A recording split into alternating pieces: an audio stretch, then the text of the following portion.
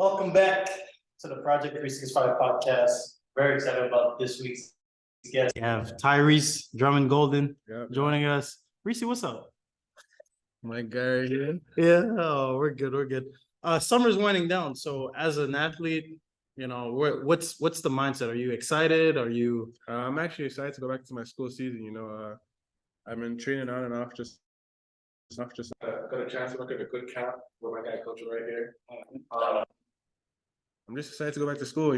I don't like taking a long breaks from school, to be honest, just basketball wise. So I'm really excited to go back into the season right now. Yeah. Give the people a bit of background from your basketball playing experience. Obviously you got a lot of experiences. You're from Scarborough, but basketball has taken you in so many places. Just talk a little bit about your experience. So I played for a handful of AAU teams. Markham Gators, RWI Kings, maybe Canada Elite once or twice for a couple tournaments. But mainly just Markham Gators and RWI, to be honest, they took me to a lot of places. I also played in the Adidas Gauntlet Circuit, Silver and Gold Division. Nice. So that was a very great experience. As I got older, I got a great offer from Georgian College, Albany to be exact, located in New York. So over there is fun. New York atmosphere, city of guards, of course. Played there for a year. Came back to Canada. Played at Georgian College, located in Barrie. Yep. And yeah. So I want to know, just having the opportunity to go to all these different places, you gotta have seen so many different things. Was there ever a culture shock from going from playing in Toronto to then going straight into playing in New York? And you're a guard, so New York is known for guards, Yeah. I would say that in Toronto, or just Canada to be exact, there's not a lot of tall people. And if you are, bro, you have short people playing big man at small age or whatever the case, right? Yep. So me being a guard, as soon as I went to New York, that was my matchup all the time. Guards. Guards were 6'5", 6'6", 5'8", could be anything really. And I really got a chance to learn guard moves, really be an actual point guard or shooting guard, to be honest. And also me being tall in Toronto, I played big a couple of times myself, but it's bro, now I have to also develop myself to play against these big men who are 6'8" plus, right? So definitely that was the main culture shock I had going into New York for sure. For sure. Yeah. What do you think is the biggest thing that helped you kind of create that niche for yourself? Because obviously now as a big guard, right, you got a different perspective. You got the opportunity to play inside, outside, right? How much value is it to be able to know both sides of the ball? And how do you tap into just that niche for yourself? Honestly, I would say it's definitely experience. Experience from playing in Canada and the States, right? So you play in the States, you're gonna obviously encounter a whole lot of big and tall guards. So you just gotta know within your own play style and personnel and how you could guard these people and also handle in front of them or whatever the case. So me being a big guard, I know that if I have a smaller guard, I could put him in the post if I really want to, being a guard. Also playing taller guards, I know that I have probably, if they are skinnier than me or whatever the case, I know I'm a little bit bigger than them. So I just have to use my advantages and let the defense know or whatever the case that they can know my disadvantages if I were to have any, to be honest. Yeah. I find especially nowadays and just this, it's an era where we like stuff quick, right? We like to take a shot that's going to give us 3 points. We we don't want to work as hard, nowadays. Don't want to work as hard, but get all the results, right? So those that can really tap into who they are, understand how they work, those that can work hard, those that could lock in, those are the ones that we find have a lot of success. 100%. As a guard, because I know a lot of people just think, okay, I just want to go play in the States. And they make it seem like it's kind of easy. It's definitely not. It's most definitely not. So yeah, I want to know your perspective on that. One thing I'll say is people in America, eat, sleep, and breathe basketball if they do play that sport, right? So I say the work ethic is 100 times, it's literally 100 times in Canada. People in Canada kind of have, they're either good or they're mediocre. But if they can get to that level, they're okay with just borderline that, right? So kids in the States, like a lot of kids that I know in the States right now, like they have plans and goals to go far, and some of them do have they achieved that plan or goal, that whatever they had, to be honest. So that's that. Yeah. I wanted to have you on this week because, when you first came in, we started talking a little bit about Great conversation too. great conversation. And, you have a business background, but you also studied marketing a little bit. And it's like, off of the first conversation that we had, I was very intrigued as to the way that you thought and the way that you actually saw yourself, right? So I want to shift into a conversation about how players can showcase themselves, right? And we talked about how, as a basketball player, when if you're trying to go to the US, you're trying to earn your respect as a player. Of course. What does that mean to you? As a basketball player, like you're your own brand, right? So you have to be able to market yourself to other coaches or players or whoever's looking at you, to be honest, could be scouts, whatever the case, right? So say if you're in high school, you're at AAU, playing in a circuit, even if you're not playing in a circuit, you have to market yourself, and these are definitely ways to do it. So definitely being presentable as a person and player. When you walk into gyms, you gotta be respectable, all that good stuff. You have to pass the eye test to a lot of coaches. That's number one. If coaches look at you and you don't pass the eye test to them, and that's a really big thing. And also your name gets passed around to a lot of coaches if something bad happens. But if good things happen too, then your name goes farther and farther down the line, right? So it's a small world, coaching. Like coaches all know each other, right? Definitely a small world. Hey, I tell people all the time, it only takes one email for your name to really get out there from coach to coach, right? Right. So that's another thing. Another thing I would say too is definitely how you carry yourself on social media as a player, right? Because a lot of coaches, maybe they might not get the chance to see you in person, but they're gonna see your social media and be like, maybe this kid, maybe if they didn't get the chance to see you in person and they see your social media, it gives them the platform now to maybe, I want to tap into this kid, right? So that's what I personally think and went through with my own experiences. Yeah. So you use the word brand. That's something that really hit me because I think yes, take away a lot of it's marketing, right? I should be seeing myself as a brand, as a player. Hey, basketball, you as a player, you're your own basically, you have to put yourself on shelves. So the shelves would be the coaches, right? And you have to think to yourself, if a coach goes into a store, what makes you such a good product that this coach is going to pick you out of the thousands, millions of kids who play basketball, right? Right. That's what I think personally. Right. So let's talk about it. Obviously, like you said, a lot of the first thing, the easy thing to say is eye tests, right? Where it's God-given ability, God-given athleticism, size, all that kind of stuff, right? But if let's say somebody who doesn't necessarily have the eye test, right? So two ways that I want to go in this direction. What is the way that an athlete can become marketable? And what are some things that coaches look for? So the how and what. The how, if a player doesn't have that athleticism, physique, honestly, it's stuff you could build too. That's what I find is very interesting. Definitely stuff you can build, 100%, right? But to an extent, to an extent, of course. But being a good teammate is definitely one of them. Because coaches are gonna have to look at you even if you don't pass the eye test. But being a good teammate, how you present yourself on the bench, if you're coachable, stuff like that, right? That's definitely the how or the. I tell kids that all the time, and I think that's something that's super underrated. I think we wait until we're put into opportunity.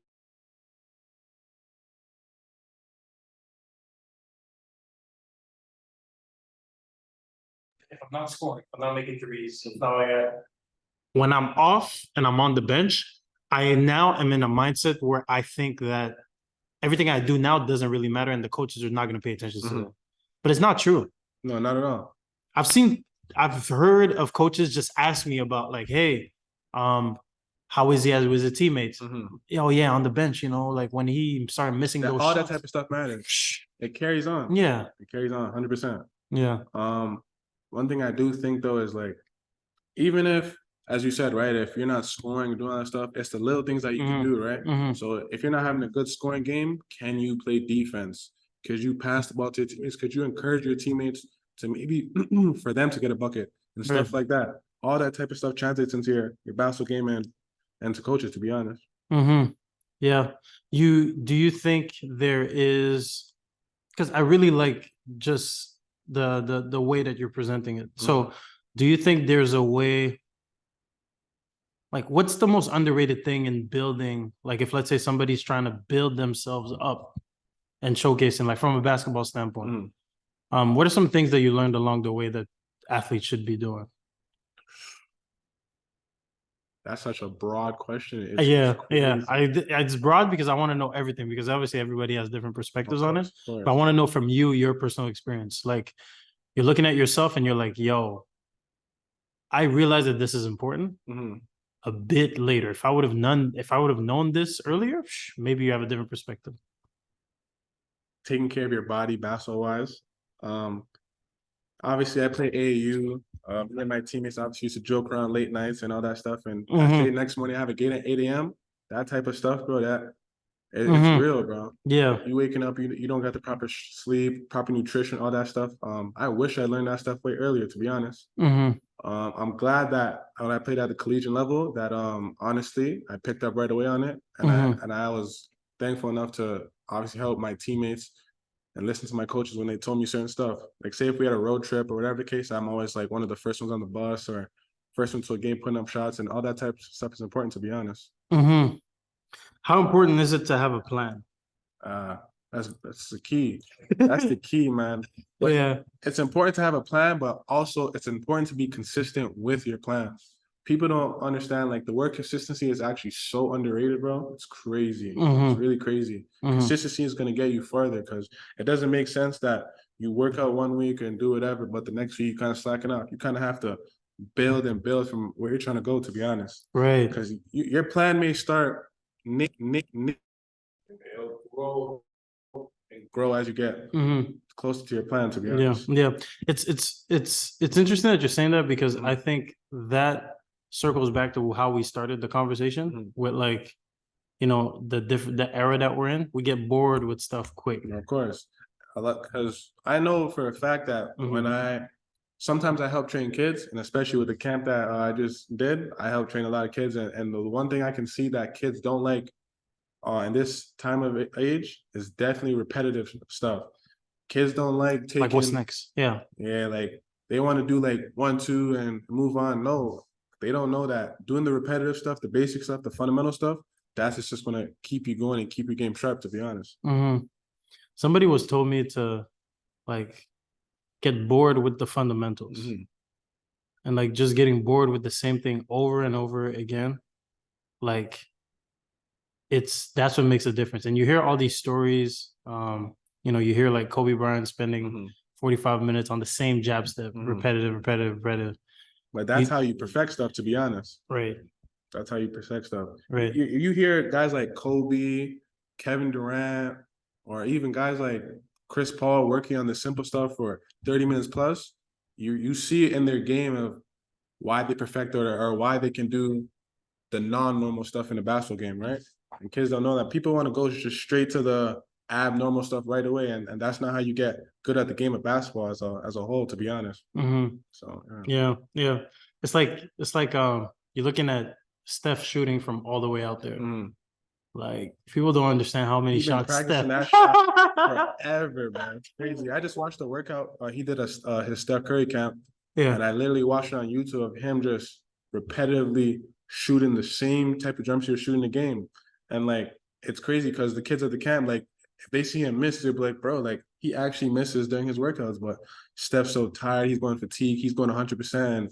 And that's the type of stuff that like even me as a basketball player that I still want to watch and do to this day. And it's like it's all different things that can translate from your everyday life into other things. Mhm. Yeah. So we're going back into being a student athlete, right? It's just so funny because like the way you think and us having this discussion about like marketing and what you're studying and you being a basketball player, and it really like kind of like shape in a way like how you view things and how and how we started having the conversation. So I want to know, like, did at any point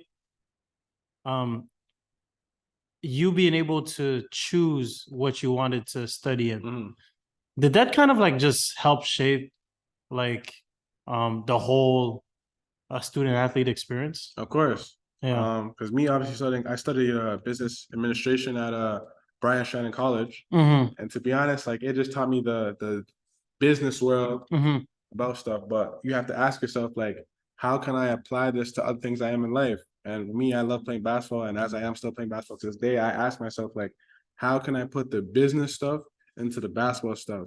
So I could have been doing anything basketball-wise, but me as a player right now, it's like, okay, if I have business, how can I market myself as a basketball player? So that was really the main thing, to be honest. Yeah. So we talked a little bit about it, but like now, if you were to say like you marketing yourself as a basketball player, let's say you're giving advice to this young player, fresh in the game.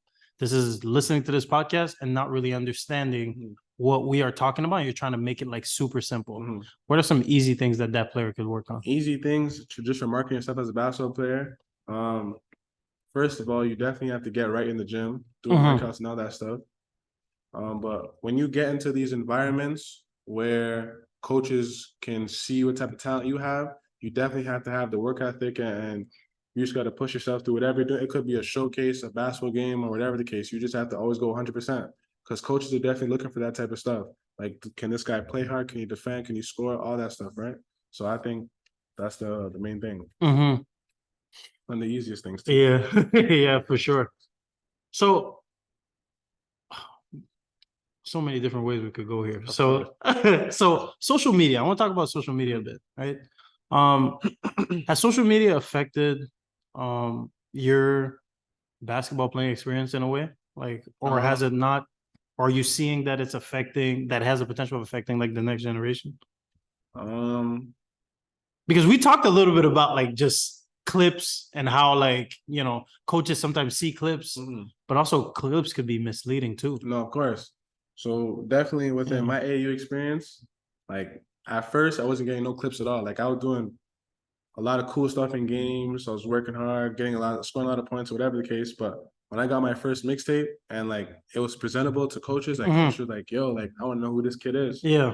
But the thing about this generation and like YouTube clips or Instagram clips, whatever the case, it's like a lot of these clips are misleading. Right. Like a lot of these kids could be dunking, whatever the case, just for the camera, to be honest. But if there's no cameras, only coaches in the gym, it's like these kids aren't showcasing the same talent as in their Instagram clips or whatever clip they have, to be honest. And to be honest, like I think as a player, like you have to really stay in tune with yourself, because it's like, forget the cameras, forget the clips. Like if you're a good enough player, or if you want to be a good enough player, those clips are going to come regardless.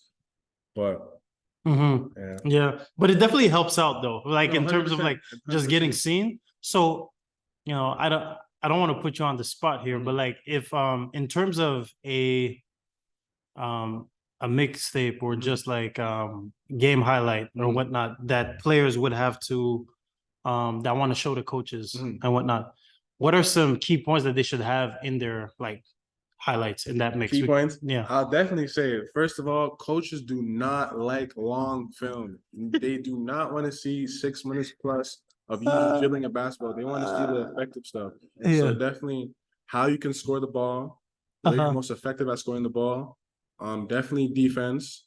And most especially, coaches do not want to see free throws in y'all clips, man. It's crazy.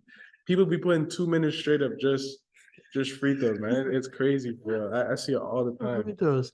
And if you're not this is a really good discussion, because like if you're a big man and you hit 1-3, don't put that 1-3 in the because like you're trying to show overall what your game is, right? If you're not doing something consistently, don't put it in there. Yeah, as we said before, what we talked about before, you got to have the consistency. So in your tape, if you can get to the rim, show the coach all the different ways how you've got to the rim or you can get to the rim. Because coach, you're going to be like, all right, this guy's a downhill guard or a downhill whatever, or he can get downhill.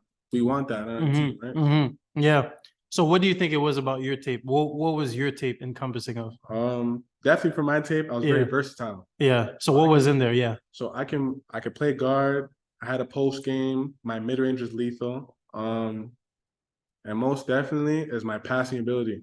So the way how I see the floor, just as being a big guard, that's what a lot of coaches liked about my game, to be honest. Because if I go onto whatever team, say we have a big team or small team, I know how to space out the floor and just get the ball to my guys for real. What are some key points, like now being a big guard? Like what are some key points, like basketball wise?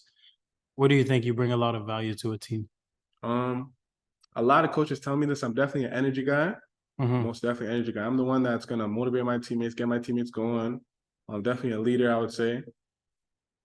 And just I'm very vocal. And I obviously translate to my game on the court. If my guy messes up, I'm not gonna say, hey, like, why are you doing that? Or whatever. Yeah. You know, I'm gonna be like uplift him. So honestly, if he misses a shot, whatever the case, I'm like, yo, let's get the next one. Let's keep it going, right? And that's just the type of teammate I want to always be. Yeah. You got the opportunity to be at the D1 level.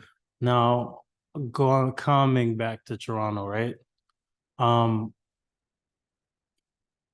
What is like the one thing that you took away from your experience as a D1 Work player? ethic.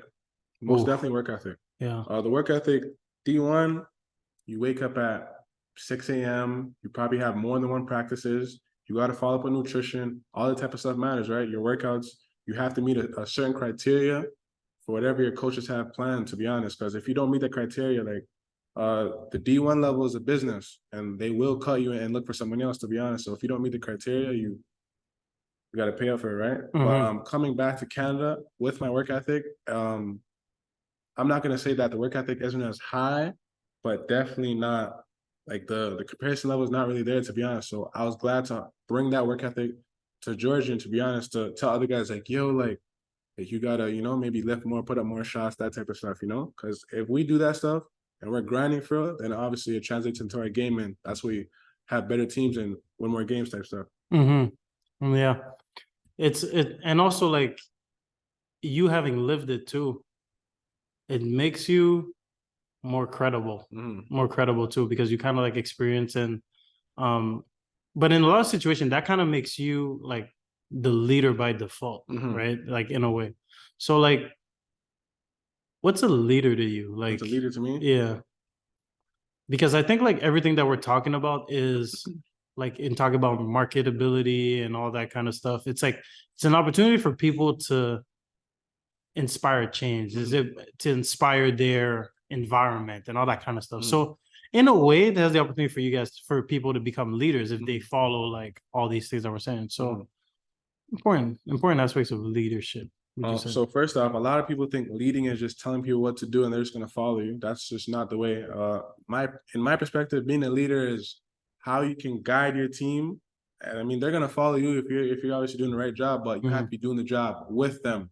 So you got to be first one in the drills. Say if going on the team bus type stuff, you got to be first one there. You got to set the example. So your teammates or whoever's following you, they know how to do it first, right?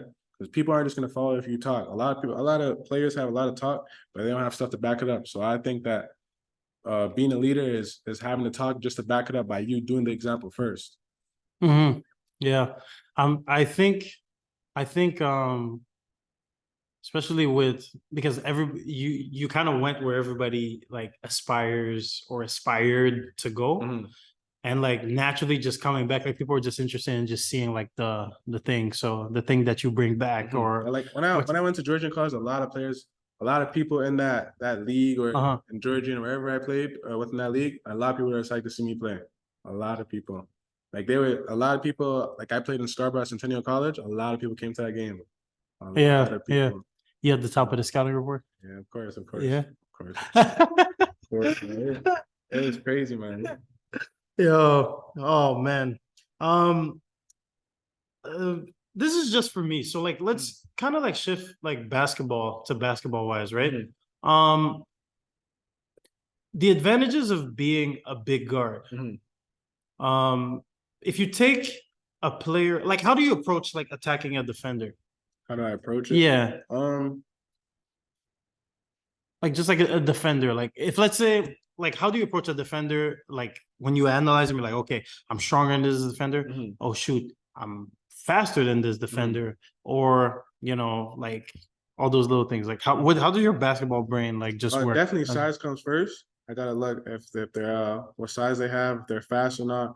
And then second is most definitely I have to figure out what key spots I can get these defenders on me on the floor. So like if you're a small guard and you're trying to guard me, I'm a bigger guard, then me as a guard, I'm gonna try to get you in the post, try to score and look at my teammates at the same time. If you're taller, same thing. I still use my size and advantage, try to up fake them a little bit, even if I can still dish away. I've also got the chance to match up with guards with like my size and ability too. So that type of stuff's fun. You just have to try to find their weakness, to be honest. A lot of coaches told me too that that's one of my strong suits is trying to find someone's weakness. You just have to exploit it over and over and over, to be honest. How different are your workouts? Like, you go to here, you go to the US, and you come back, and then how different are your workouts now when you come back? Like, how they're not somewhat different, to be honest, because to be honest, like I took whatever I learned from the States and I just brought it straight here with the same work ethic, to be honest. So that always kept me sharp and different from a lot of people who just want to maintain the same regular workouts. I just want to be always a little bit different. Yeah. Just work harder than everyone else. Yeah. So first of all, I appreciate you spending the time with me. Of course, of course. A lot of athletes think that going D1 is the end all be all. You haven't gone there, and you just having like being older and more wise now. What do you tell these athletes now? Honestly, it don't matter if you go D1, OCAA, JUCO, whatever the case, you can still make money playing basketball. And that's a lot of people's goals and plan, right? If you can thrive in whatever league you're in and contact whatever overseas coaches or produce the film to send to overseas coaches, you can still go. And that's also a part of your resume if you always want to still go to the NBA or all types of stuff, right? Coaches are going to see your resume build up and be like, oh, why should we be interested in this guy? So if you went D1, but you come back to Canada type stuff, because I've seen a lot of guys do it, like they feel discouraged, they feel all that stuff, right? But you shouldn't, to be honest, because you still have that on your basketball resume, and you can also take it to other places in life, right? Yeah, yeah. And we were just talking about it. There's only been 5,000 NBA players, max. Let me repeat that. There's only been 5,000 That's NBA crazy players. because there's really 1 million kids right now playing basketball, right? So it's crazy. It's a very small number. So yeah, that's why a lot of people don't realize, like, you have to really differentiate yourself from a lot of people in this world. It's just crazy, for real. And which makes it so that your superpower is just the fact that you're individual, you're you're creative, you're who you are, and instead of that's one of the reasons why I coach too. Like, I think a lot of people, it's so easy to compare yourself to others that I kind of want to have a group of individuals when I coach, and I just want them to understand that it's not about you comparing yourself to somebody else that's going to make you be successful. Your individuality and how much you could tap in, and you use the word self-awareness, that's a big one for me. No, 100%. Because you being able to know who you are, know what your strengths are, knowing what your weaknesses are. We don't talk about those. We think that no, 100%. Like growing up, like I played for a lot of coaches who always try to compare me like to like an NBA player or just a basketball player in general. And to be honest, I take the compliment because obviously like I want to get to that level, but I always wanted people to say like, yo, you play just like yourself. You know what I mean? So I don't want people to say like I play like DeMar DeRozan, Carmelo Anthony, which are one of my favorite players. But me too. I want people to say, bro, like you play just like Tyrese Drummond-Golden. So that's a big one for me, to be honest. That's amazing. I appreciate you. Social media, where can people find you, and what? Obviously, they could keep up with you basketball wise, but what's upcoming for Tyrese?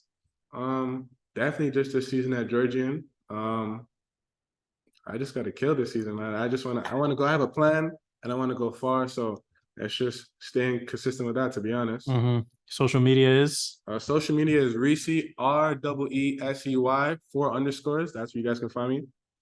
Yeah. Really good, really cool dude. A really nice follow. I know he's very approachable. So if you guys have any questions, like of course hit him up. He's one of those, excited to see what you got going on at Georgian this year. Appreciate I'm gonna have to pull up some games now. Of course, man. Thank you.